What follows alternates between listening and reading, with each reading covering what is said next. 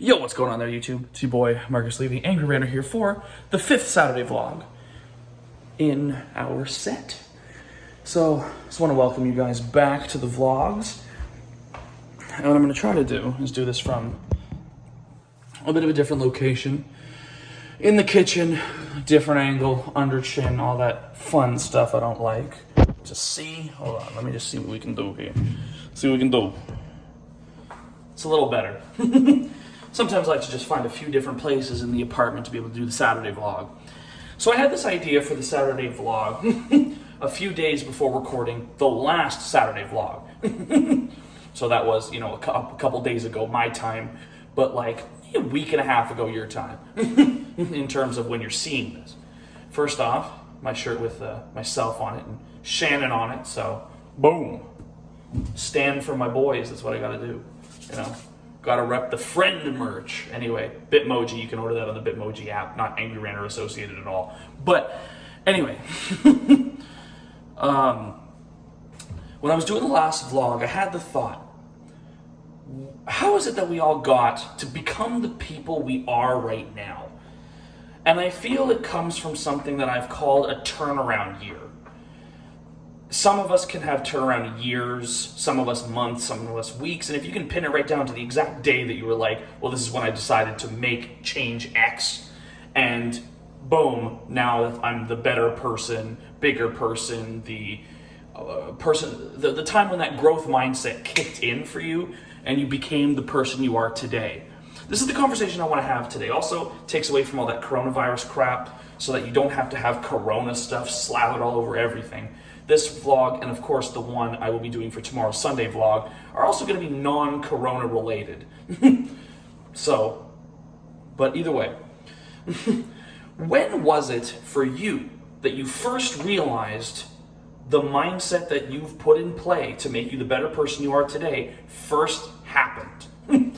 For me, my turnaround year was 2015.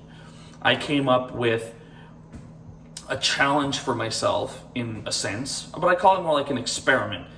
For the first roughly 2 decades of my life, 96 to 06, or 96 to 05 really, and then 06 to 2015, I had kind of let life decide for me what exactly it was that the lesson of that decadial period was going to be. First 10 years, you learn your place in the world, birth to 9, right? And then when I turned 10, I learned discipline between 10 and 19. I was in the cadet program for the majority of those years, from 12 to 19. And it was because I wanted it, not because anybody told me I had to have it, or that was the way that life had to be. But in 2015, when I was 19 years old, going towards turning 20, in April of 2016, I told myself, what if I take the reins here?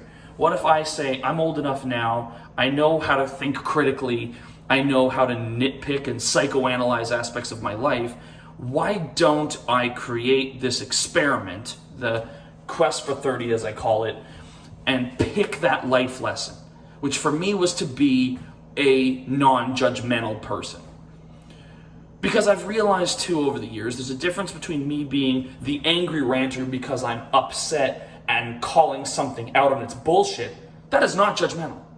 If I was judging something, it would be far different. The original An Angry Ranter was far more judgmental behavior on my part when I was in high school, and that channel has again since been deleted, wiped away, cannot be found. I even deleted the copies of those episodes of the Angry Ranter show back then that I had. I don't physically own any of it.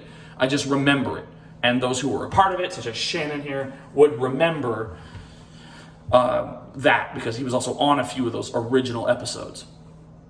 But the main point that I'm trying to say is I chose in 2015 to spend that year tinkering with this idea of, can I challenge myself towards this thing?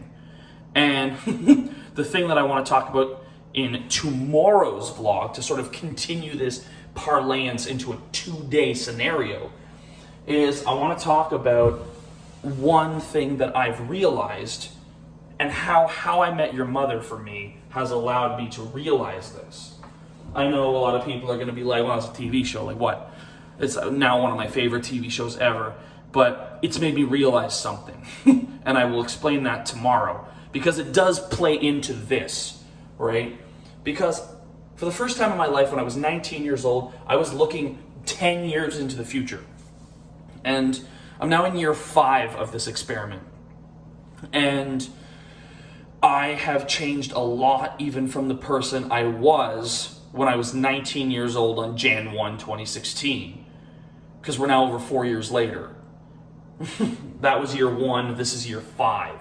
And when this year is over, we're officially at the halfway mark when we start year 6 of 10 in 2021.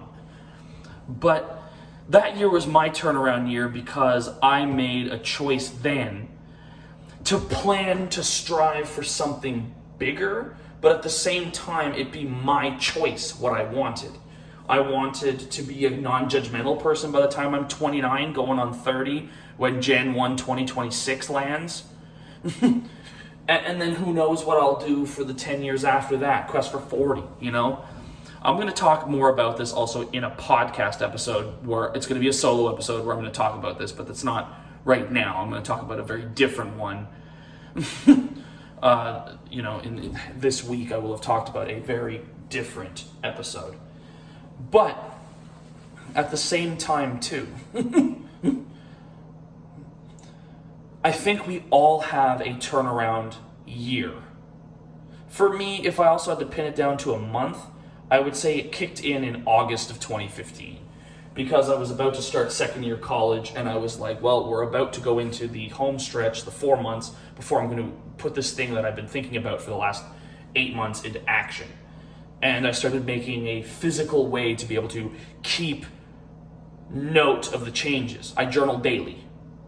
I even actually record voice logs as well. I have 400 plus of those, and over 1,300 journal entries up to this point.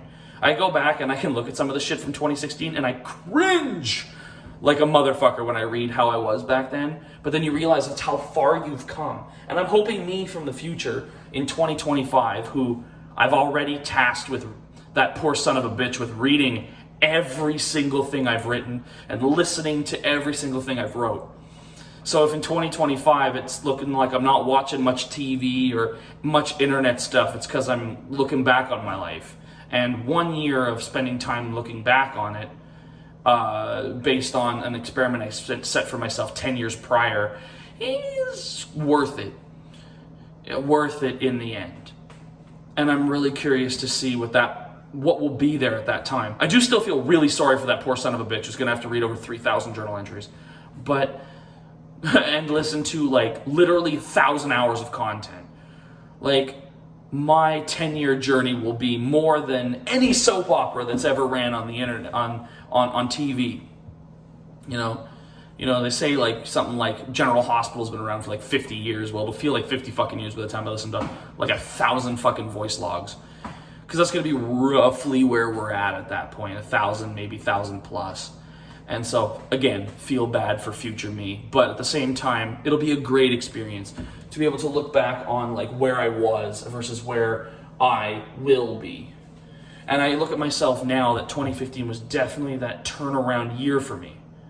It was the year that I was like, I'm going to take the reins and take charge of this and build the future me that I want to see. So when was that for you? I'm curious. Comments down below and let me know what year turned you into the better person you are today. When did you first get the thought to clean up your act and become the better person you are? Well, I have a few friends who already answered that question when I posted on Twitter, but I'd be curious to know from the people who watch me here. All right, guys, I'll see you tomorrow for Sunday's vlog. Check out the socials down below, and boom, see you tomorrow.